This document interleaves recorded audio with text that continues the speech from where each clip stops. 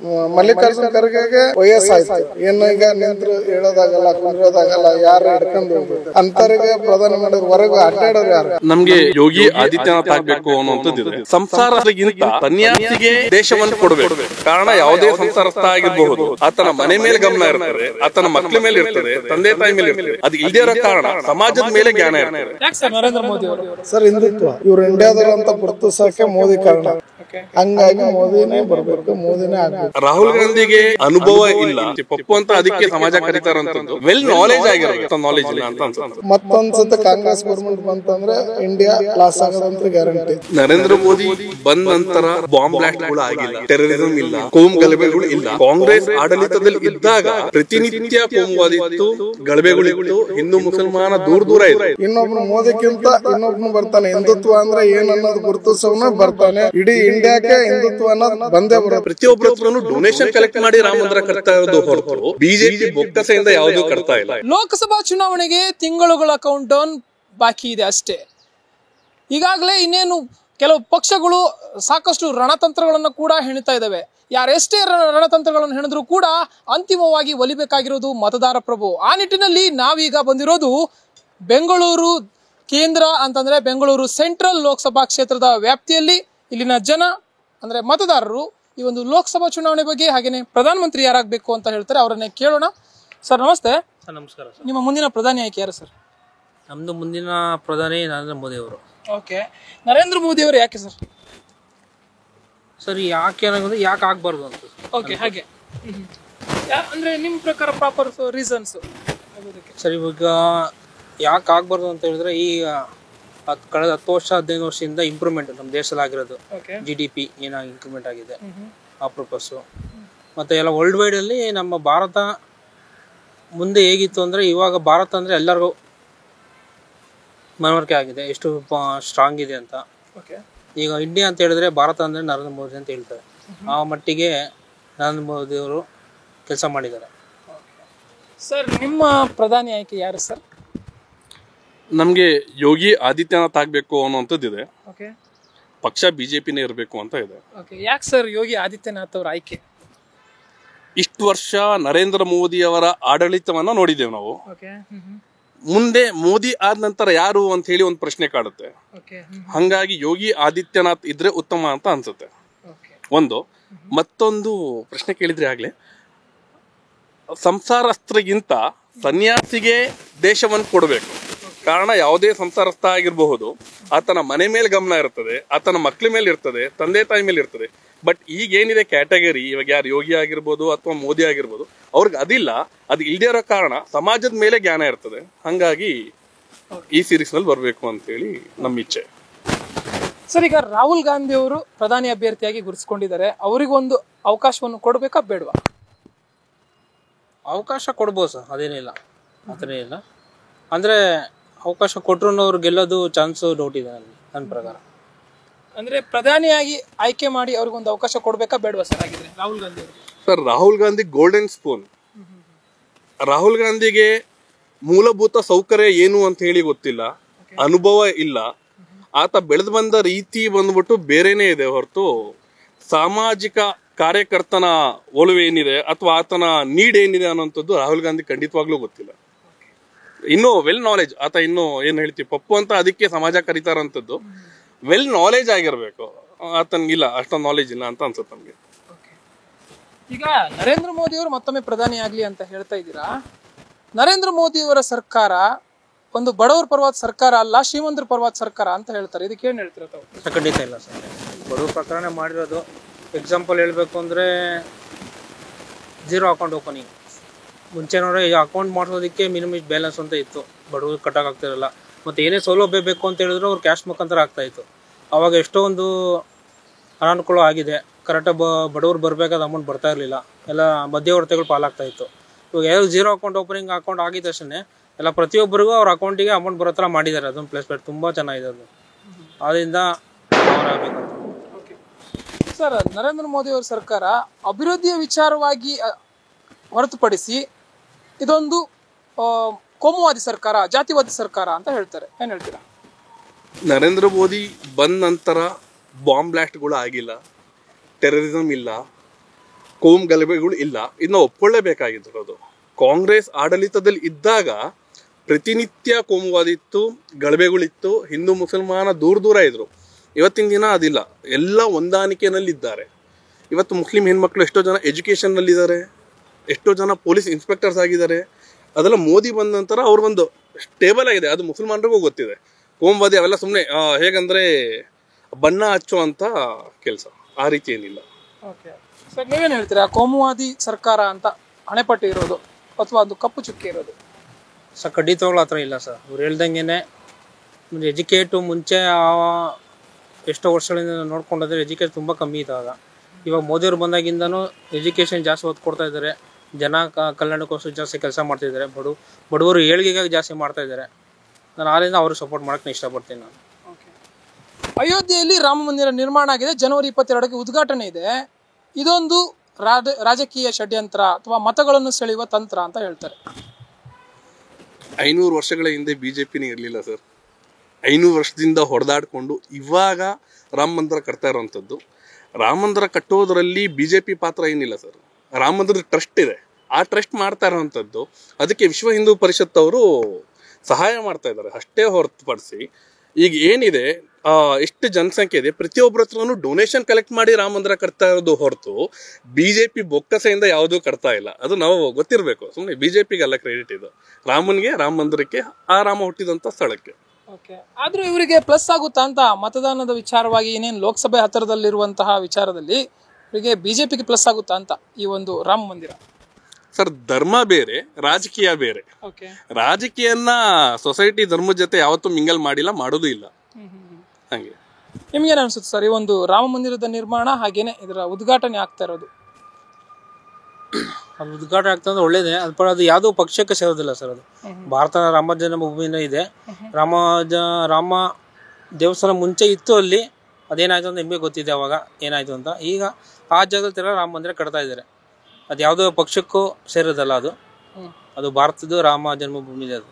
Okay sir, ಕೇಂದ್ರ ಸರ್ಕಾರದಿಂದ ದಕ್ಷಿಣ ಭಾರತದ ರಾಜ್ಯಗಳಿಗೆ ಅಂದ್ರೆ ಕರ್ನಾಟಕವನ್ನು ಸೇರಿಸಿ ಎಲ್ಲ ದಕ್ಷಿಣ ಭಾರತದ ರಾಜ್ಯಗಳಿಗೆ ಅನ್ಯಾಯ ಆಗ್ತಿದೆ ಅಥವಾ ಪ್ರಾಶಸ್ತ್ಯ ಸಿಗ್ತಾ ಇಲ್ಲ ಅನ್ನೋದು ಯಾವ ರೀತಿ ಕೇಳ್ತಾ ಇದ್ದೀರಿ? ಅನ್ಯಾಯ ಅಂದ್ರೆ ಅನ್ಯಾಯ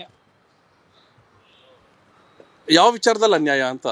ಅಭಿವೃದ್ಧಿ ವಿಚಾರದಲ್ಲಿ ಹೆಚ್ಚಿನ ಉದಾಹರಣೆಗೆ ಸಪೋರ್ಟ್ ಮಾಡಲ್ಲ ಅಂತ. ಯಾಕೆಂದ್ರೆ ಬೇರೆ ಬೇರೆ ಪ್ರಾದೇಶಿಕ ಪಕ್ಷಗಳು ಇವೆ ಇಲ್ಲಿ ಕೆಲವೊಂದು ರಾಜ್ಯಗಳಲ್ಲಿ. ಹಾಗೇನೆ ಉದಾಹರಣೆ ನಾವು ಬೆಂಗಳೂರಲ್ಲಿ ಇರೋದ್ರಿಂದ ಬೆಂಗಳೂರದೇ ತಗೊಳ್ಳುವಂತದ್ದು.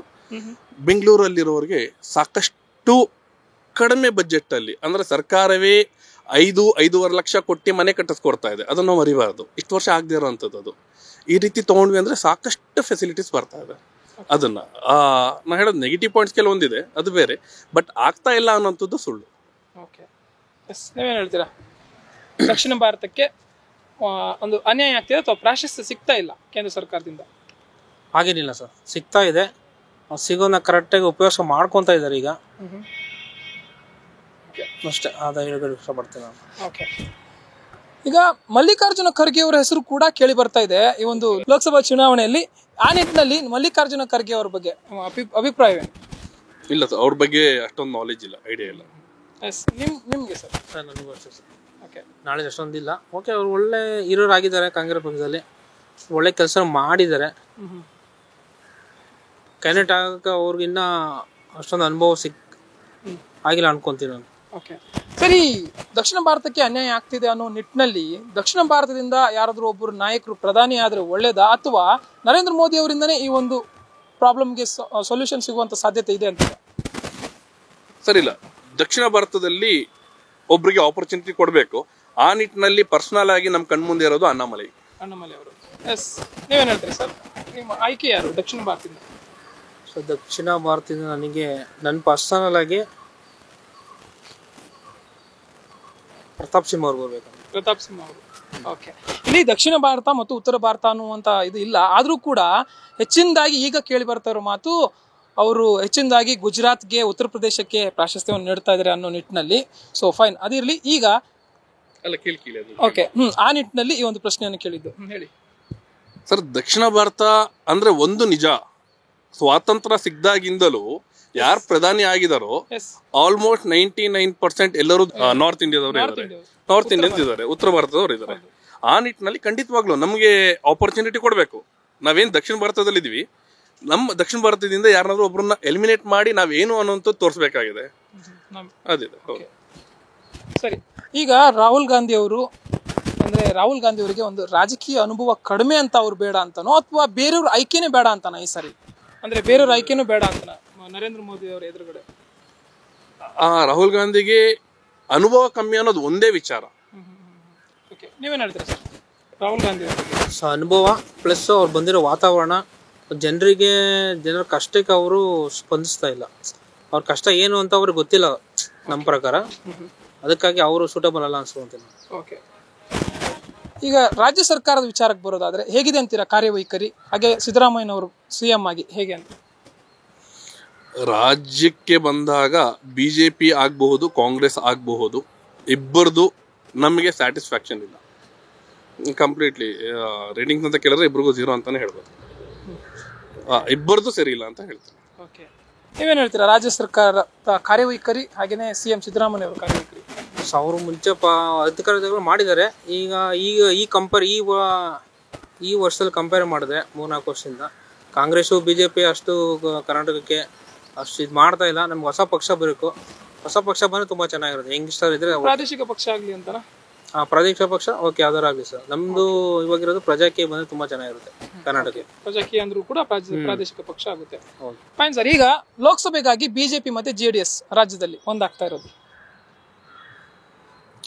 ಸರ್, ನಾಯಕತ್ವ ಮೋಸ್ಟ್ ಇಂಪಾರ್ಟೆಂಟ್. ಇವ್ರ ಹೊಂದಾಣಿಕೆ ಯಾರೇ ಇರಬಹುದು, ಅದರ ನಾಯಕ ಯಾರು ಅನ್ನೋಂಥದ್ದು ದೊಡ್ಡ ಪ್ರಶ್ನೆ ನಮ್ಗಿದೆ. ಓಕೆ, ನೀವೇನ್ ಹೇಳ್ತೀರಾ ಬಿಜೆಪಿ ಮತ್ತೆ ಜೆಡಿಎಸ್ ಮೈತ್ರಿ ಬಗ್ಗೆ? ಇಲ್ಲ ಸರ್, ಅದಿದ್ರೆ ಹತ್ತು ಜಗಳ ಏನಂತಾರೆ ಆ ಥರ ಆಗುತ್ತೆ. ನಮ್ಮ ಹೊಂದಾಣಿಕೆ ಸರಿ ಹೋಗೋದಿಲ್ಲ. ಮತ್ತು ಯಾವುದೇನು ಕಮೆಂಟ್ ಆಗಿ ಮಾಡಬಾರ್ದು. ಒಂದು ಸ್ವತಂತ್ರ ಪಕ್ಷವಾಗಿ ಬಂದರೆ ಚೆನ್ನಾಗಿರುತ್ತೆ. ಅಧಿಕಾರ ಅವ್ರ ಪವರ್ ಇರುತ್ತೆ. ಇವ್ರಿಗೆ ಎರಡಿಗೂ ಮಿಂಗಲಾಗಿ ಮಾಡಿದ್ರೆ ನಮಗೆ ಅಧಿಕಾರ ಬೇಕು, ನಿಮ್ಗೆ ಅಧಿಕಾರ ಬೇಕು ಅಂತ ಕಚ್ಚಾಡೋದೇ ಕಾಲ ಕಳೆದೋಗ್ತಾರೆ. ಇನ್ನು ಅಭಿವೃದ್ಧಿ ಕಡೆ ಗಮನನೇ ಹರಿಸೋದಿಲ್ಲ. ಅದಕ್ಕೋಸ್ಕರ ನನ್ನ ಪ್ರಕಾರ ಒಂದು ಸ್ವತಂತ್ರ ಪಕ್ಷ ಬರಬೇಕು. ಸ್ವತಂತ್ರ ಪಕ್ಷ ಬರಬೇಕು ಅಂತ. ಓಕೆ, ಈಗ ಒಟ್ಟಾರೆಯಾಗಿ ಗಮನಿಸೋದಾದ್ರೆ ರಾಜ್ಯ ಸರ್ಕಾರ ಮತ್ತೆ ಕೇಂದ್ರ ಸರ್ಕಾರ ಜನಪರವಾಗಿ ಯಾವೆಲ್ಲ ಅಭಿವೃದ್ಧಿ ಕೆಲಸಗಳನ್ನು ಮಾಡಬೇಕು? ಜನಪರವಾಗಿ ಮೂಲಭೂತ ಸೌಕರ್ಯ ಏನಿದೆ ಆ ನಿಟ್ಟಿನಲ್ಲಿ ಇನ್ನೊಂದಷ್ಟು ಫೆಸಿಲಿಟೀಸ್ ಆಗಬೇಕಾಗಿದೆ. ಈಗ ಬರ್ತಾ ಇರುವಂಥ ರೇಷನ್ ಅಕ್ಕಿ ಆ ಕ್ವಾಲಿಟಿ ಆಗಬಹುದು. ಇವತ್ತಿನ ಪೊಲೀಸ್ ವ್ಯವಸ್ಥೆ ಏನಿದೆ ಅದು ಇನ್ನೊಂದು ಸ್ವಲ್ಪ ಚೆನ್ನಾಗಿ ಆಗಬೇಕಾಗಿರುವಂಥದ್ದು ಆಗಬಹುದು. ಮತ್ತು ಕಾನೂನಲ್ಲಿ ಸ್ವಲ್ಪ ತಿರುವುಗಳು, ಇದೇನು ಲಾ ಇದೆಯಲ್ಲ, ಲಾನಲ್ಲಿ ಒಂದಷ್ಟು ತಿರುವು, ಎಜುಕೇಷನಲ್ಲಿ ಒಂದಷ್ಟು ತಿರುವು, ಈ ಥರ ಸಾಕಷ್ಟಿದೆ. ನೀವೇನು ಹೇಳ್ತೀರಾ ಯಾವ ರೀತಿ ಡೆವಲಪ್ಮೆಂಟ್ ಕೆಲಸಗಳನ್ನ ಮಾಡಬೇಕು ಕೇಂದ್ರ ಸರ್ಕಾರ ಮತ್ತೆ ರಾಜ್ಯ ಸರ್ಕಾರ ಎರಡು? ಡೆವಲಪ್ಮೆಂಟ್ ಅದು ಆಗ್ತಾ ಇದೆ ಸರ್. ಅನುದಾನಗಳ ಬಿಡುಗಡೆ ಆಗಿದೆ. ಮತ್ತೆ ಹೇಗೆ ಇಷ್ಟೊಂದು ಡಿಲೇ ಆಗ್ತಿದೆ ಗೊತ್ತಾಗ್ತಿಲ್ಲ. ಎರಡು ಕಡೆಯಿಂದ ಬಂದಿದೆ. ಏನಕ್ಕೆ ಆಗ್ಬೇಕಾಯ್ತು ನನ್ನ ಪ್ರಕಾರ ಇಷ್ಟೊತ್ತಿಗೆ ಡೆವಲಪ್ಮೆಂಟ್ ಸ್ಮಾರ್ಟ್ ಸಿಟಿ ಅಂತ ಹೇಳಿದ್ರೆ 90% ಕಂಪ್ಲೀಟ್ ಆಗಬೇಕಾಯ್ತು. ನಾನು ನೋಡಿ 20% ಇದೆ. ಇನ್ನು 20% ಕಂಪ್ಲೀಟ್ ಆಗಿದೆನೋ ಗೊತ್ತಿಲ್ಲ. ಇನ್ನು ಬಂದಿರೋ ದುಡ್ಡು ಎಲ್ಲಿ ಹೋಗ್ತಾ ಇದೆ, ಏನಾಗ್ತಾ ಇದೆ, ಯಾರ ಕಡೆ ಹೋಗ್ತಾ ಇದೆ, ಅದು ಪ್ರಾಬ್ಲಮ್ ಆಗಿದೆ. ಬಂದಿರೋ ದುಡ್ಡನ್ನ ಕರೆಕ್ಟಾಗಿ ಸದುಪಯೋಗ ಮಾಡ್ಕೊತಾ ಇಲ್ಲ. ಮೇಜರ್ ಆಗಿ ನಾವು ಅವತ್ತಿಂದ ನೋಡ್ಕೊಂಡ್ ಬಂತಾ ಇರೋವಂಥದ್ದು ಬಂದ್ಬಿಟ್ಟು ಎಜುಕೇಶನ್ ಸಿಸ್ಟಮ್ ಚೇಂಜ್ ಆಗಲೇಬೇಕು. ಸರ್ಕಾರ ಸಾಕಷ್ಟು ಬದಲಾವಣೆ ಆಗ್ತಾ ಇದೆ. ಎಜುಕೇಶನ್ ಸಿಸ್ಟಮಲ್ಲಿ ಯಾವುದೂ ಚೇಂಜಸ್ ಇಲ್ಲ. ಅದಕ್ಕಿಂತ ವರ್ಸ್ಟ್ ಅಂತ ಹೇಳಿದ್ವಿ ಅಂದರೆ ಹಾಸ್ಪಿಟಲೈಸೇಷನ್. ಟಿಪಿಕಲ್ ಎಷ್ಟೋ ಸರ್ಕಾರ ಬಂದರು ನಾವು ಅನ್ಕೋತೀವಿ BJP ಬಂದರೆ ಸರಿ ಹೋಗುತ್ತೆ. ಖಂಡಿತವಾಗ್ಲೂ ಇಲ್ಲ. ಕೋವಿಡಲ್ಲಿ ನೋಡಿದ್ದೀವಿ, ನಾವು ದಿನನಿತ್ಯ ನೋಡ್ತಾ ಇದ್ವಿ. ಕಾಂಗ್ರೆಸ್ ಬಂದರೆ ಏನೋ ಮಾಡ್ತಾರೆ, ಖಂಡಿತವಾಗ್ಲೂ ಇಲ್ಲ. ಇದನ್ನು ಯಾರೂ ಕೂಡ ಮಾಡ್ತಾ ಇಲ್ಲ. ಈ ನಿಟ್ಟಿನಲ್ಲಿ ಸರ್ಕಾರ, ಕೇಂದ್ರ ಸರ್ಕಾರ ಆಗಬಹುದು, ರಾಜ್ಯ ಸರ್ಕಾರ ಆಗಬಹುದು, ತುಂಬ ದೊಡ್ಡ ನಿಟ್ಟಿನಲ್ಲಿ ಕೆಲಸ ಮಾಡಬೇಕಾಗಿದೆ. ಸರ್, ಈಗ ಉಚಿತ ಯೋಜನೆಗಳು ಏನು ಜಾರಿಗೊಳಿಸಿದೆ ರಾಜ್ಯ ಸರ್ಕಾರ, ಇದರಿಂದ ಅನುಕೂಲ ಇದೆ ಅಂತೀರಾ ಅಥವಾ ಅನಾನುಕೂಲತೆ ಇದೆಯಾ? ಏನು ಕತೆ? ಖಂಡಿತವಾಗ್ಲೂ ಅನುಕೂಲ ಇಲ್ಲ. ಕೆಲವೊಂದು ನಾ ಹೇಳೋವಂಥದ್ದು, ಈಗ ಏನು ಫ್ರೀ ಬಸ್ ಅದರ ಅವಶ್ಯಕತೆ ಇರಲಿಲ್ಲ. ಅದರಿಂದ ಸಾಕಷ್ಟು ಸ್ಟೂಡೆಂಟ್ಸ್ಗಳು ಕಷ್ಟ ಆಗ್ತಿದೆ, ಕೆಲ್ಸಕ್ಕೆ ಹೋಗೋರು ಕಷ್ಟ ಆಗ್ತಾ ಇದೆ. ದೇವಸ್ಥಾನ, ಮಠ ಮಂದಿರ ಎಲ್ಲ ಕಡೆನೂ ಜನಗೊಂಗುಲಿ ಶುರು ಆಗಿದೆ. ಅಂದರೆ ಮನೆಯ ವಾತಾವರಣ ಅಸ್ತವ್ಯಸ್ತ ಆಗಿದೆ. ಈ ನಿಟ್ಟಿನಲ್ಲಿ ಫ್ರೀ ಬಸ್ ಅದು ನಮಗೆ ಅಸಮಾಧಾನ ಇದೆ. ಓಕೆ, ಈ ಒಂದು ಯೋಜನೆಗಳು, ಉಚಿತ ಯೋಜನೆಗಳು ತಲುಪ್ತಾ ಇದೆಯಾ ನಿಮ್ಮ ಪ್ರಕಾರ? ತಲುಪ್ತಾ ಇದೆ ಅಂತ ಜನಕ್ಕೆ ತಲುಪಿದೆ. ಅದು ಜಾಸ್ತಿ ಅನಾನುಕೂಲ ಆಗಿದೆ ಸರ್. ತಲುಪಿದ್ರು ಕೂಡ ಅನುಕೂಲತೆ ಇಲ್ಲ, ಅನಾನುಕೂಲ ಜಾಸ್ತಿ ಆಗಿದೆ. ಸರ್, ನೀವೇನ್ ಹೇಳ್ತೀರಾ? ಅಂದ್ರೆ ತಲುಪ್ತಾ ಇದೆ ಅಂತ? ತಲುಪ್ತಾ ಇದೆ. ನಮ್ಮ ಪ್ರಕಾರ ಸಾಕಷ್ಟು ನಾವು ಕೇಳಿದ್ರಲ್ಲಿ ಏನು ಆಗಿದೆಯೋ ಅದು ತಲುಪ್ತಾ ಇದೆ. ಈಗ ಮೊನ್ನೆ ನೋಡಿದ್ರು, ಐ ಮೀನ್ ಕರೆಂಟ್ ಫ್ರೀ ಅಂತ ಹೇಳಿದ್ರು, ತೊಂದರೆ ಇಲ್ಲ, ಒಳ್ಳೇದೆ. ಬಟ್ ಈಗ ಪರ್ ಆ್ಯನಮ್ ಇಷ್ಟು ಅಂತ ಹೇಳಿ ಚಾರ್ಜಸ್ ಹಾಕಿದ್ದಾರೆ. ಅದೇನಕ್ಕೆ ಹಾಕಿದ್ದಾರೆ ಮತ್ತೆ ಈ ವಿಚಾರ ಮೊದಲೇ ಇನ್ಫಾರ್ಮ್ ಮಾಡಿಲ್ಲ ಯಾರೂ. ಸಡನ್ ಆಗಿ ಹೇಳ್ತಾರಂಥದ್ದು. ಸಡನ್ ಆಗಿ, ಹೌದು, ಸಡನ್ ಆಗಿ ಇದ್ದಕ್ಕಿದ್ದಂಗೆ ಕರೆಂಟ್ ಬಿಲ್ ಜಾಸ್ತಿ ಮಾಡೋದು. ಮತ್ತೆ ಸರಿ, ಇವಾಗ 200 ಯೂನಿಟ್ಸ್ ಫ್ರೀ ಅಂತ ಹೇಳಿದ್ರು, ಅದು ಓಕೆ. ಮತ್ತೆ ತಿರ್ಗಾ ಪರ್ ಆ್ಯನಮ್ ಇಷ್ಟು ಅಂತ ಹೇಳಿ ಫೀಸ್ ಆಗ್ತಾ ಇದ್ದಾರೆ. ಅದೇನಕ್ಕೆ ಮಾಡಿದ್ದಾರೆ ಅಂತ ಹೇಳಿ ಯಾರು ಕೂಡ ಅದಕ್ಕೆ ವಿವರಣೆ ಕೊಟ್ಟಿಲ್ಲ. ಸರಿ, ಈ ಒಂದು ಯೋಜನೆಗಳಿಂದ, ಉಚಿತ ಯೋಜನೆಗಳಿಂದ ಅಭಿವೃದ್ಧಿ ಕೆಲಸಗಳಿಗೆ ಹಿನ್ನಡೆ ಆಗ್ತಿದ್ಯಾ? ಖಂಡಿತವಾಗ್ಲೂ ಹಾಗೇ ಆಗುತ್ತೆ. ಅಭಿವೃದ್ಧಿ ಮಾಡಕ್ ಆಗಲ್ಲ. ಉಚಿತ ಕೊಡೋದ್ರಿಂದ ಸೊಸೈಟಿನ ಡೆವಲಪ್ ಮಾಡಕ್ ಆಗಲ್ಲ. ಖಂಡಿತ ಆಗಲ್ಲ ಸರ್. ಬರಹ ಅವ್ರ ದುಡ್ಡೆಲ್ಲ ಖಾಲಿನೇ ಆಗ್ಬಿಟ್ಟಿದೆ, ಖಜಾನೆ ಇಲ್ಲ ಈ ಖಾಲಿ. ಅವರ ಸಿದ್ದರಾಮಯ್ಯ ಮುಖ್ಯಮಂತ್ರಿಗಳು ಹೇಳಿದ್ದಾರೆ ಕೊಡಕ್ ದುಡ್ಡೆಲ್ಲಿದೆ ನಮ್ಮ ಹತ್ರ ಅಂತ. ಇನ್ಯಾರು ಕೇಳೋದು? ಸರಿ ಸರ್, ಈಗ ಇವೆಲ್ಲವನ್ನು ಗಮನಿಸಿದ ನಂತರ ಒಬ್ಬ ಯುವ ಮತದಾರ ಅಥವಾ ಯಾರೇ ಆಗಿರಬಹುದು ಒಳ್ಳೆ ರೀತಿಯಲ್ಲಿ ಯಾವ ರೀತಿ ಮತದಾನ ಮಾಡಬೇಕು ಅಂತ ಹೇಳ್ತಾರೆ, ಉತ್ತಮ ರೀತಿಯಲ್ಲಿ? ಕೇಂದ್ರ ಸರ್ಕಾರ ಅಂತ ತಗೊಂಡಾಗ ಕೇಂದ್ರದಲ್ಲಿ ಯಾವ ಪಕ್ಷ ಇರಬೇಕೋ ಅದರ ಯೋಜನೆ ಅಡಿಯಲ್ಲಿ ಮತ ಮಾಡಬೇಕಾಗುತ್ತೆ. ಲೋಕಲಿ ನೋಡಬೇಕು ಅಂದ್ರೆ ಅದೇ ರೀತಿ ಲೀಡರ್ ಯಾರು, ಅವ್ರ ಕೇಪಬಲ್ ಏನು, ಅವತ್ತ ಏನ್ ಮಾಡಬಹುದು ಅನ್ನೋದು ನೋಡಿ ಮತ ಮಾಡಬೇಕಾಗುತ್ತೆ. ಮತದಾನದ ವಿಚಾರದಲ್ಲಿ ಏನು ಹೇಳ್ತಾರೆ? ದೇಶದ ಅಭಿವೃದ್ಧಿಗೆ ಎಲ್ಲರೂ ಮತದಾನ ಮಾಡಲೇಬೇಕು. ಖಂಡಿತ ಎಲ್ಲರೂ ಮಾಡಿ. ಯಾವ ಪಕ್ಷ ಅಂತ ಬಿಟ್ಟು ಪಕ್ಷ ಕ್ಯಾಂಡಿಡೇಟ್ ಅಭ್ಯರ್ಥಿ ನೋಡಿ ಖಂಡಿತ ಹಾಕ್ಲೇಬೇಕು. ಓಕೆ, ಪಕ್ಷವನ್ನು ಮರೆತು ಅಭ್ಯರ್ಥಿ ಅಂತ. ಓಕೆ ಸರ್, ಇಲ್ಲಿನ ನಿಮ್ಮ ಒಂದು ಕ್ಷೇತ್ರವನ್ನು ತೆಗೆದುಕೊಳ್ಳೋದಾದ್ರೆ, ಬೆಂಗಳೂರು ಕೇಂದ್ರ ಭಾಗವನ್ನು ತೆಗೆದುಕೊಳ್ಳೋದಾದ್ರೆ ಲೋಕಸಭೆದು, ಓಕೆ, ಇಲ್ಲಿನ ಕೇಂದ್ರ ಭಾಗದ ಒಂದು ತೆಗೆದುಕೊಳ್ಳೋದಾದ್ರೆ PC ಮೋಹನ್ ಅವರು ಈಗಾಗಲೇ ಇದ್ದಾರೆ. ಸೊ ನಿಮ್ಮ ಪ್ರಕಾರ ಅವರೇ ಕಂಟಿನ್ಯೂ ಆಗ್ಬೇಕಾ ಅಥವಾ ಬೇರೆ ಯಾರಾದ್ರೂ ಆಗ್ಬೇಕಾ? MP ಸರ್, ಪರ್ಸನಲಿ ಕೇಳೋದಾಗಿದ್ರೆ ಒಂದ್ ವ್ಯಕ್ತಿಗೆ ಒಂದೇ ಸತಿ ಅವಕಾಶ ಕೊಡ್ಬೇಕು. ಯಾವುದೇ ಪಕ್ಷ ಆಗಿರ್ಲಿ, ಒಂದು ವ್ಯಕ್ತಿಗೆ ಒಂದೇ ಸತಿ ಅವಕಾಶ ಕೊಡ್ಬೇಕು. ನೀವೇನ್ ಹೇಳ್ತೀರಾ ಸರ್? ಚೇಂಜಸ್ ಆಗ್ಬೇಕಾ ಅಥವಾ ಅವರೇ ಕಂಟಿನ್ಯೂ ಆಗ್ಬೇಕಾ? ಚೇಂಜಸ್ ಆಗ್ಬೇಕು ಸರ್. ಅವರು ಕಾರ್ಯಬೇಕಾದ್ರೆ ನೋಡ್ಕೊಂಡು ಚೇಂಜ್ ಮಾಡಲೇಬೇಕು. ಕೆಲಸ ಮಾಡಿದ್ರೆ ಕಂಟಿನ್ಯೂ ಆಗ್ತಾರೆ, ಕೆಲಸ ಮಾಡಿದ್ರೆ ನೆಕ್ಸ್ಟ್ ಅಭ್ಯರ್ಥಿ ಮಾಡಲೇಬೇಕು ಅವರು. ಸರ್ ನಮಸ್ತೆ, ನಿಮ್ಮ ಮುಂದಿನ ಪ್ರಧಾನಿ ಆಯ್ಕೆ ಯಾರು? ಮೋದಿ. ಯಾಕೆ ಸರ್ ನರೇಂದ್ರ ಮೋದಿ ಅವರು? ಸರ್ ಹಿಂದುತ್ವ ಅಂತ, ಅದು ಬಿಟ್ಟು ಬೇರೆ ಏನು ರೀಸನ್ಸ್ ಇಲ್ವಾ ಸರ್? 2 ಪೀರಿಯಡ್ ಅಲ್ಲಿ ಏನು ಇಂಡಿಯಾ ಎಷ್ಟು ಸುಧಾರಿಸ್ತು ಬರ್ತಾ, ಇಂಡಿಯಾದಲ್ಲಿ ಹೊರಗೆ ನಾವು ಇಂಡಿಯಾದಿಂದ ಹೊರಗೆ ಹೋಗ್ಬೇಕಂದ್ರೆ ಇವ್ರು ಇಂಡಿಯಾದವ್ರು ಅಂತ ಗುರುತಿಸೋಕೆ ಮೋದಿ ಕಾರಣ. ಹಂಗಾಗಿ ಮೋದಿನೇ ಬರ್ಬೇಕು, ಮೋದಿನೇ ಆಗ್ಬೇಕು. ಈಗ ರಾಹುಲ್ ಗಾಂಧಿ ಅವರು ಇದಾರಲ್ಲ, ಅವ್ರಿಗೊಂದು ಅವಕಾಶ ಕೊಡ್ಬೋದು ಅನ್ಸುತ್ತಾ ಬೇಡ ಅನ್ಸುತ್ತಾ? ಸರ್ ಅವ್ರಿಗೇನು ಪೀರಿಯಡೇ ಗೊತ್ತಿಲ್ಲ. ಹಂಗೆ ದುಡ್ಡಿದೆ ಅಂತ ಎಲೆಕ್ಷನ್ಗೆ ನಾನು ನಿಲ್ಬೋದು, ನೀನು ನಿಲ್ಬೋದು. ಈಗ ಗೋರ್ಮೆಂಟ್ ಇರೋದು ಅವ್ರ ಕಡೆ, ಒಂದು ಕಡೆ ಮತ್ತೊಂದು ಸತ ಕಾಂಗ್ರೆಸ್ ಗೋರ್ಮೆಂಟ್ ಬಂತಂದ್ರೆ ಇಂಡಿಯಾ ಲಾಸ್ ಆಗೋದಂತ ಗ್ಯಾರಂಟಿ. ಹಂಗಾಗಿ ಬೇಡ, ಮೋದಿನೇ ಬರಬೇಕು ಅಂತ. ಈಗ ರಾಹುಲ್ ಗಾಂಧಿ ಅವರು ಪ್ರಧಾನಿ ಆಗೋದು ಬೇಡ ಅಂತಂದ್ರಿ, ಬಟ್ ಅಲ್ಲಿಂದ ಇನ್ನೊಬ್ರು ರಾಜ್ಯದಿಂದ ಕೇಳಿ ಬರ್ತಾ ಇರೋ ಹೆಸರು ಮಲ್ಲಿಕಾರ್ಜುನ್ ಖರ್ಗೆ ಅವರ ಹೆಸರು. ಅವ್ರ ಬಗ್ಗೆ ಸರ್, ಮಲ್ಲಿಕಾರ್ಜುನ್ ಖರ್ಗೆಗೆಲ್ಲ ವಯಸ್ಸಾಗಿದೆ. ಅಲ್ಲೇ ನಮ್ಮ ಕರ್ನಾಟಕದಿಂದನೂ ಒಂದೇ ಸತಿ ಆರಿಸಿ ಹೋದ್ರು. ಅವಾಗಲೂ ಆರಿಸಿ ಹೋದ್ಮೇಲೆ ಮತ್ತೊಂದು ಸತಿ ಅವ್ರಿಗೆ ಅವಕಾಶ ಕೊಡ್ಬೋದಾಗಿತ್ತು ಕರ್ನಾಟಕದಿಂದ. ಅದಾದ್ಮೇಲೆ ನೆಕ್ಸ್ಟ್ ಮೇಲೆ ಹೋದ್ರಲ್ಲ, ಮೇಲಿರೋ ಅವಕಾಶ ಕೊಟ್ಟಿದ್ರೆ ಈಗ ಇವನು ಹೆಂಗೆ ಇರೋದಕ್ಕೆ ಇವನು ಬೇಡ ಅನ್ನೋದಕ್ಕೆ ಮಲ್ಲಿಕಾರ್ಜುನ್ ಖರ್ಗೆಗೆ ವಯಸ್ಸಾಯ್ತು. ಏನು ಈಗ ನಿಂತ್ರು ಹೇಳೋದಾಗಲ್ಲ, ಕುಂದ್ರೋದಾಗಲ್ಲ, ಯಾರು ಹಿಡ್ಕೊಂಡು ಹೋಗ್ಬೇಕು ಅಂಥವ್ರಿಗೆ ಪ್ರಧಾನಿ ಮಾಡಿದ್ರು. ಹೊರಗೆ ಅಡ್ಡಾಡೋರು ಯಾರು? ಈಗ ಮೋದಿಗೆ 72-73 ವರ್ಷ, ಇನ್ನೂ 2 ವರ್ಷ ಅವಕಾಶ ಇದೆ BJPಯಲ್ಲಿ. ಇಂಡಿಯಾ ಎಲ್ಲೋ ಹೋಗುತ್ತದೆ 2 ವರ್ಷ ಅನ್ನೋದ್ರಲ್ಲಿ. ಹಂಗಾಗಿ ಮೋದಿನೇ ಆಗ್ಬೇಕು. ಇಲ್ಲಿ ಈಗ NDA ಇಂದ ಆಗ್ಲಿ BJP-ಯಿಂದ ಆಗ್ಲಿ ನರೇಂದ್ರ ಮೋದಿ ಅವರ ಹೆಸರು ಬಿಟ್ಟು ಬೇರೆ ಹೆಸರು ಬರ್ತಾ ಇಲ್ಲ. ಯಾಕೆಂದ್ರೆ ಬೇರೆ ಸಮರ್ಥ ನಾಯಕರು ಇಲ್ಲ ಅಂತಾನೆ ಹೇಗೆ ಇದಾರೆ? ನೆಕ್ಸ್ಟ್ ಮೋದಿ ಹೋದ್ಮೇಲೆ ಬರ್ತಾರೆ ಇನ್ನೊಬ್ರು, ಮೋದಿಕ್ಕಿಂತ ಇನ್ನೊಬ್ನು ಬರ್ತಾನೆ. ಹಿಂದುತ್ವ ಅಂದ್ರೆ ಏನನ್ನೋದು ಗುರುತಿಸೋನು ಬರ್ತಾನೆ. ಇಡೀ ಇಂಡಿಯಾಕ್ಕೆ ಹಿಂದುತ್ವ ಅನ್ನೋದು ಬಂದೇ ಬರುತ್ತೆ. ಹಿಂದುತ್ವ ಪ್ರಜಾಪ್ರಭುತ್ವದಲ್ಲಿ ಈಗ ಹಿಂದುತ್ವ ಅನ್ನೋದು ಹಾಗೆ ಆಗುತ್ತೆ. ಈಗ ನೆಕ್ಸ್ಟ್ ಪೀರಿಯಡ್ ಇದು ಒಂದ್ಸತಿ ಮೋದಿ, ಅದ್ರ ಪೀರಿಯಡ್ ಅವನಕ್ಕಿಂತ ದೊಡ್ಡವನು ಬರ್ತಾನೆ. ಹಿಂದುತ್ವ ಅಂದ್ರೆ ರೈಟ್, ಆದ್ರೆ ಈ ಒಂದು ಮೋದಿ ಸರ್ಕಾರಕ್ಕೆ ಹಿಂದಿನಿಂದ ಇರುವಂತಹ ಒಂದು ಕಪ್ಪು ಚುಕ್ಕೆ ಅಂದ್ರೆ ಇದೊಂದು ಜಾತ್ಯತೀತ ಸರ್ಕಾರ ಅಲ್ಲ, ಕೋಮುವಾದಿ ಸರ್ಕಾರ, ಜಾತಿವಾದಿ ಸರ್ಕಾರ ಅಂತ ಏನ್ ಹೇಳ್ತೀರಾ? ಸರ್, ಅವರು ಕಾಂಗ್ರೆಸ್ನವರು ಹೇಳಕ್ ಬಂದಿರೋದೇನು ಸರ್? ಹಂಗೆ ಹೋಗ್ತಾರೆ. ಈಗ ನಾನು ಕಾಂಗ್ರೆಸ್ ಗೌರ್ಮೆಂಟ್ ಇಷ್ಟು ವರ್ಷ ಆಳ್ತು, ಏನು ಮಾಡಿದ್ರು?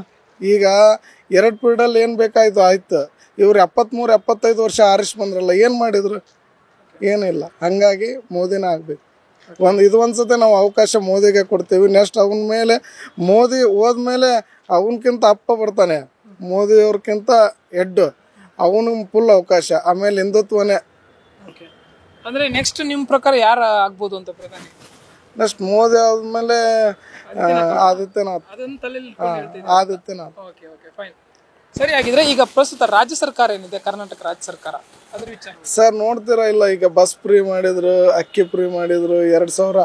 ಈಗ ಬಸ್ಸಲ್ಲಿ ಹೋಗಿ ಕೇಳಿ, ಅದೇ ಹೆಣ್ಮಕ್ಳೆ ಬಸ್ ಫ್ರೀ ಮಾಡಿದ್ದು ಯಾಕೆ ಮಾಡಿದ್ರು ಅಂತ ಕೇಳ್ತಾರೆ. ಈ ದಿನ ನೋಡಿದ್ರು ಎಲ್ಲಿ ನೋಡಿದ್ರು ಅವ್ರ ಕಾಲು ಮುರಿತು, ಇವ್ರ ಕೈ ಮುರಿತು, ಬಸ್ ಹತ್ತಾಕ್ ಹೋಗಿ.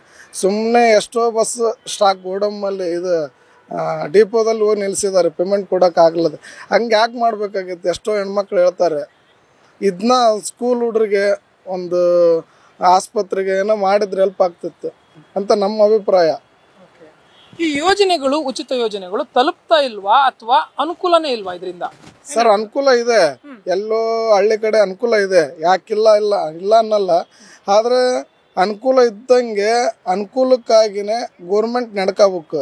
ಈಗ ಎಷ್ಟು ಒಂದು ಪೀರಿಯಡ್ 2,000 ಒಂದೇ ತಿಂಗಳು ಹಾಕಿ, ಈಗ ಒಂದು 4-5 ತಿಂಗಳಾಯ್ತು ಹಾಕಿಲ್ಲ. ಎಲ್ಲಿ ಬೇಕಾದರೆ ನೀವು ಉತ್ತರ ಕರ್ನಾಟಕಕ್ಕೆ ಹೋಗಿ, ನೀವು ಎಲ್ಲಿ ನೋಡಿದ್ರು ಅದನ್ನೇ ಮಾತಾಡ್ತಾರೆ ಹೆಣ್ಮಕ್ಳು. ಬಸ್ 1 ಅವರ್ಗೆ ಒಂದು ಬಸ್ ಇದ್ದದ್ದು ಈಗ 4 ಅವರ್ 5 ಅವರ್ಗೆ ಒಂದು ಬಸ್ ನಾನ್ ಸ್ಟಾಪ್ ಅಂತ ಹಾಕ್ಕೊಂಬಿಟ್ಟಾರೆ. ಅದಕ್ಕೆಲ್ಲ ಹೆಣ್ಮಕ್ಳಿಗೆ ಹೋಗಂಗೆ ಇಲ್ಲ. ಆಧಾರ್ ಕಾರ್ಡ್ ಇದ್ದರೂ ಆ ಬಸ್ ಅವಕಾಶನೇ ಇಲ್ಲ. ಹಂಗಾಗಿ ನಾನು ಉಚಿತ ಎಷ್ಟು ಬೇಕು ಅಷ್ಟೇ ಇರಲಿ. ಉಚಿತನ ತೆಗೆದ್ರೆ ಎಷ್ಟೋ ಹೆಂಗ್ ಹುಡ್ರಿಗೆ ದುಡಿಯೋಕೆ ಅವಕಾಶ ಸಿಗುತ್ತೆ. ಇಲ್ಲ ಅಂದರೆ ಏನಾಗ್ತದೆ ಅಂದರೆ ಕರೆಕ್ಟಾಗಿ 1 ವಾರ ದುಡೋದು 15 ದಿವಸ ನಮ್ಮಂಥವ್ರು ಮಜಾ ಮಾಡೋಕೆ ನಿಲ್ತೀವಿ.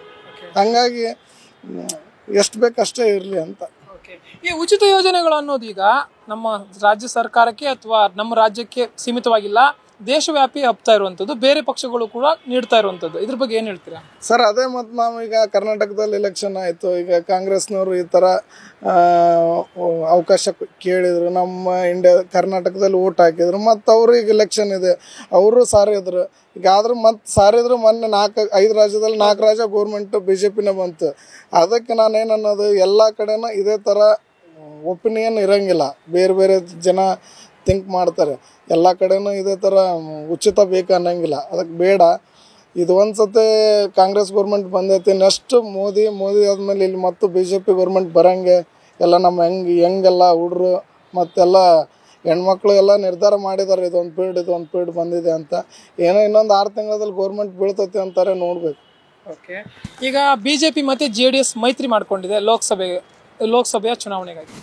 ಸರ್ ಅದು ಮೈತ್ರಿ ಅಂದರೆ ಈಗ ಅವರು ಈಗ JDS ಒಂದು ಅವಕಾಶ ಎಲ್ಲ ಮುಗೀತು. ಮತ್ತು ಇವ್ರು BJP ಅವ್ರು ಕೊಟ್ಟಿದ್ರೆ ಕುಮಾರಸ್ವಾಮಿ ಒಳ್ಳೆಯವನು, ಹಂಗಾಗಿ ಮತ್ತು ಅವನು ರೈತರ ಪರವಾಗಿ, ಹಂಗಾಗಿ ಮೈತ್ರಿ ಮಾಡ್ಕೊಂಡು ಚಲೋ ಅಂತ ನಮ್ಮ ಅಭಿಪ್ರಾಯ. ಸರ್ ನಮಸ್ತೆ, ನಿಮ್ಮ ಮುಂದಿನ ಪ್ರಧಾನಿ ಆಯ್ಕೆ ಯಾರು ಸರ್?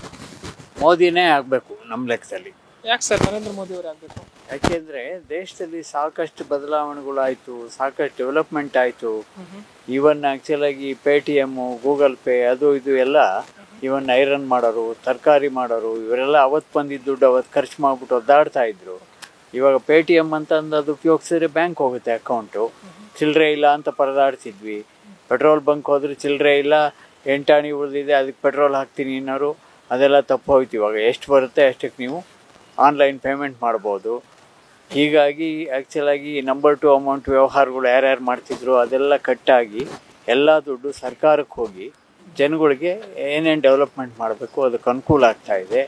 ಇನ್ನು ವಿದೇಶದಲ್ಲಿ ಹೋದರೆ ಅಲ್ಲಿ ಸಹಿತ ನಮ್ಮ ಪ್ರಧಾನಿಗಳು ಇವಾಗ ಪೂರ್ತಿ ಎಂಟೈರ್ ಕಂಟ್ರಿಗೆ ಅವರು ಲೀಡರ್ ಅನ್ನೋ ಥರ ಅವರು ವರ್ಕ್ ಮಾಡಿದ್ದಾರೆ.